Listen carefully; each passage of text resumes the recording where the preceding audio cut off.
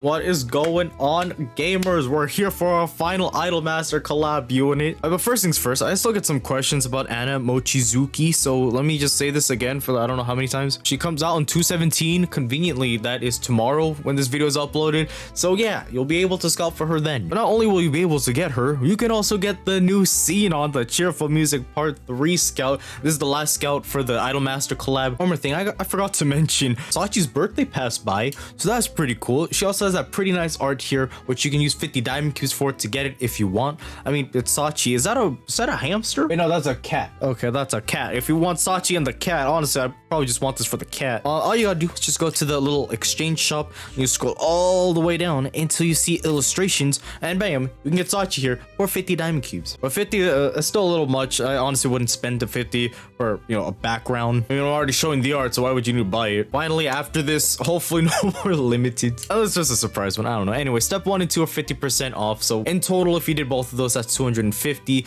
Step 3 is guarantee 4-star, but not necessarily the Sinon. But there is a little bit of a higher chance of getting Sinon. But on step 5, it's a 4-star guarantee. But you are up against a 50-50, kind of like Genshin.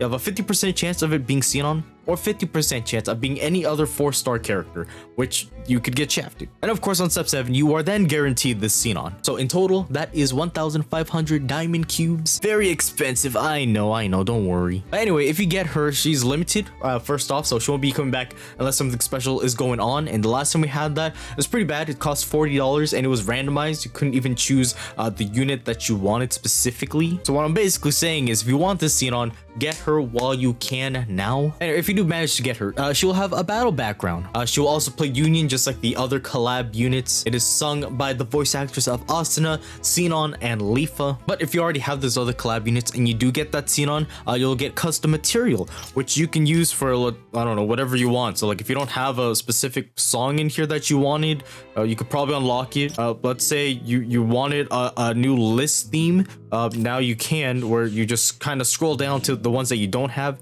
and now you can unlock whichever one you want, except for the limited ones down here. Anyways, let's get right down to it. Heartbeat Delight Sinon. Is she worth it?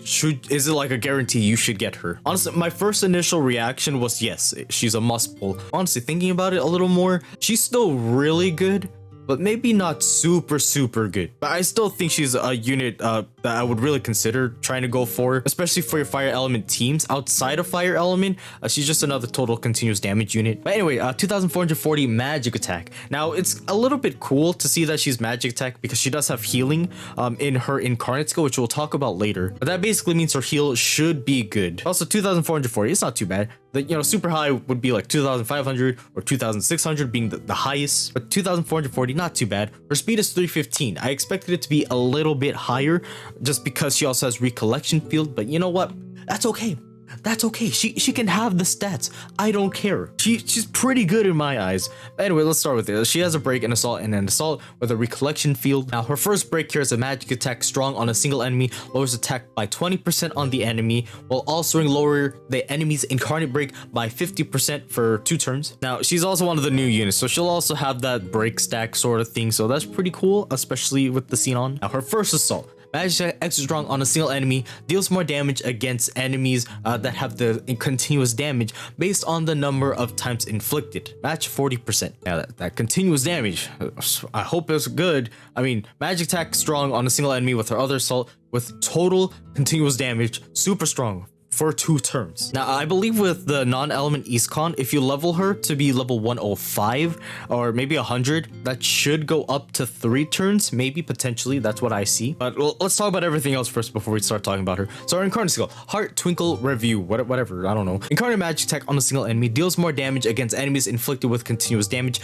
based on the number of times inflicted. Max 40%. With a special recollection field for fire, with 3, heals fire element characters HP for every turn. Now that last part there, Sounds very interesting to me. But anyway, Imaginarium increases magic check by 3% for all unlimited turns, increases crit damage by 15% for the start of the battle for 2 turns, only when there's wind element enemies. Special partner is of course Leafa, so we'll see that cool idol together with Sinon and Leafa. God, I think the first time I said Leafa and Leafa. Remember skill. Leader skill starts a battle with 25% incarnate if there's a wind element on the other team. So typically, I mean, to do more incarnates, I like to put them in the very front, but if I'm trying to do more damage, then, you know, I put them somewhere else and put someone that has more magic attack. Anyways, remember skill, increase magic check of all fire element party members by 1%. And then of course incarnate combo and has break stack, you know, the good old stuff. Now let's break it down. Now I thought she would be a really good unit at first thought, at first glance, but thinking about it, what kind of sucks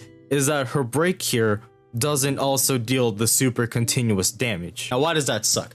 That kind of puts you in a position where should you focus on breaking the enemy's incarnate, or should you keep stacking that total continuous damage so you keep dealing damage per turn? Now, if you don't know what super continuous damage is, basically if you inflict the skill on an enemy, continuous damage basically hits the enemy per turn. But super continuous damage, oh boy, that's a whole different story. Literally, I think like for a lot of damage, I think I've seen people deal over 200,000 damage when the enemy's attacking. I think I've also seen people deal like 500,000 per turn or something when the enemy attacks. I don't know, maybe I'm over exaggerating, but there were some high damage out there with super continuous damage. Now, if this was also put on the break, it would have been a lot better. That way you can also put break stack along with super continuous damage to go along with it, because how it works is it's total continuous damage, so you have to keep using this skill in order for the damage to increase even higher. Now there's like a little leak thing here that I saw on Discord. Now I'm not sure if it's too true or maybe it's just regular total continuous damage, but I thought I'd talk about it anyway. Now with the total continuous damage, the damage increases depending on how many turns is active. When here, of course, is the number of times inflicted, max 40%. How do you know the percent you're on? Well, it's based on number of turns. So if you're on turn 1 to 3, that you are at 10%.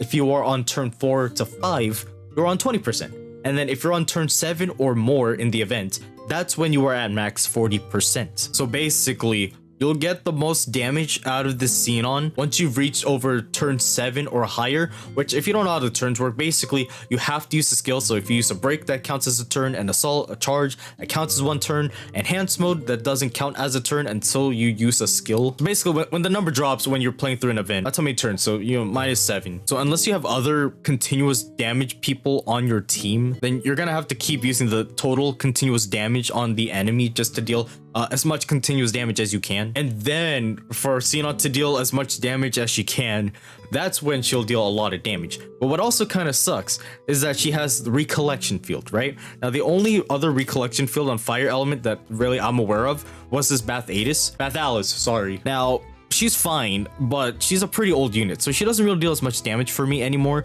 which is why I love this new Sinon. So definitely I do want to replace her, but it kind of sucks with how the continuous damage kind of is, because the full damage really isn't out there until later on. But also the healing is also very interesting with her incarnate. Heals fire element characters HP for every turn. Now it's only good obviously if you're using a fire element team, otherwise you're just not going to get any healing at all. That's just every turn. So every time you do something, you're gonna get healing as long as you have the recollection field. Now, in my eyes, I'm not expecting her to be my main damage dealer. I'm expecting her to deal as much damage as she can with her total continuous damage. Again, I think the one that really sucks is when you're put in that position after, let's say you use her at the very beginning. You want to put full advantage on that recollection field. Let's say you had like recollection field rings, then you know you're gonna deal as much damage with your other characters. But that big advantage is if you want to break the enemy, or do you want to put total continuous damage? Because honestly, I'd rather do both at the same time than one at a time. I guess the best way, at least what I can think of right now, if you start the battle, you start with her assault,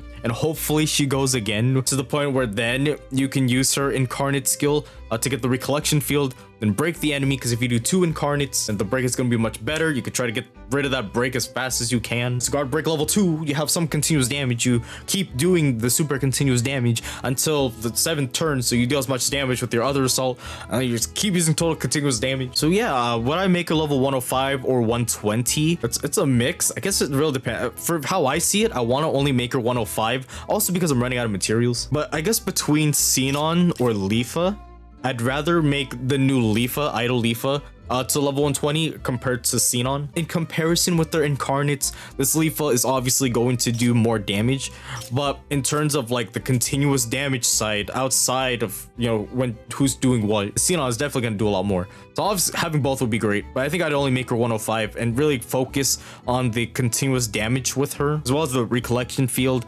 Healing would be amazing. In a small way, it almost reminds me of Abyss Aegis, where if she's in enhanced mode and she gets hit, she heals herself, but that's like almost instantly for like max HP. In this case, it's every turn, so when the boss attacks you, I'm expecting to get some nice healing out of that. I'm expecting none of my characters to die at the same time. So now, let's get back to the question. Is she a must pull or can you skip her? If you don't have good recollection characters, I would say yes, scout for her. Recollection is pretty important in this game. You also get some damage buffs if you bring the recollection field to max. Now there's also recollection rings to deal even more damage. So recollection is definitely important. And in terms of damage, Sinon is gonna deal more damage than Bath Alice. So I would definitely replace her if you do get that Sinon. So I would definitely say, like, yeah, I think you should scout for her. She's actually pretty good for fire teams. Now, outside of fire element teams, she's gonna be okay, but mostly only for her continuous damage. I guess the other plus side is that she'd also have break stack, which if I didn't say it, she had break stack incarnate combo. Unfortunately, no one gets healing. Unfortunately, she's not as broken as what I first thought because I didn't read it fully, I guess. But she's still strong. I would still say get her. Between her or Leafa though, I mean, both are important. In terms of, you know, future fire stuff, Sinon's gonna be helpful for you. For the recollection field. For damage wise, then Leafa's gonna deal a lot of damage. Basically, I like both of them. Anyways, that's gonna be it for this video. Thank you so much for watching this video of Sword Art Online Unleashed Blading. If you guys enjoy, why not leave a like, comment, and subscribe if you are new. And I also have a Discord if you want to join it. It's at the bottom of the description. All you gotta do is just click on that link and you are sent right to my Discord. Thank you so much for watching. My name is Kaz. I hope you all have a fantastic day, and I will see you guys all again in the next video. And let's just pray that I don't gotta use all my diamond cubes. God, I would hate it. Anyway, goodbye.